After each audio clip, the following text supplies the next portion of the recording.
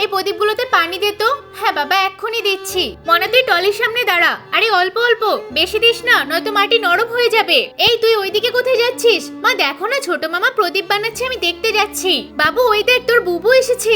হ্যাঁ, আরে ওদের বাড়িতে কেন যাবি? ওরা গরিব, মাটি নিয়ে কাজ করে। তোর বড় মামাদের বাড়িতে চল। ওই দেখো তোমার বোন আসছে। আমি কিন্তু খাবার দাবার বানিয়ে খাওয়াতে পারবো না, এটা মাথায় রেখে দিও। ভাই কোথায় তুমি? বাইরে এসো, আমি এসেছি।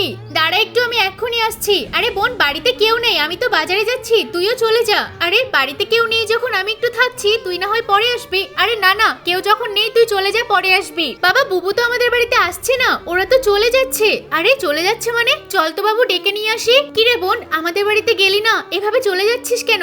বড় ভাইদের বাড়িতে কেউ নেই, তোদের বাড়িতেও হয়তো কাজ চলছে, গিয়ে আর কি করব বল। আরে বোন, আমাদের তো কুড়ে ঘর, আমাদের আবার কি কাজের চাপ থাকবে? তুই চল তো আমার সাথে। মা চলো না, মামা যখন বারবার করে বলছে। দে আমাকে গাড়িটাও। ও আমার হাতে নোংরা লেগে আছে। আচ্ছা চল তাহলে, তুই এখানে বস, আমি তোর জন্য একটু মিষ্টি পানির ব্যবস্থা করছি। সত্যি আমার ছোট ভাইয়ের মনটা কত বড়, আর আমার বড় ভাই তো আমাকে ঢুকতেই দিল না।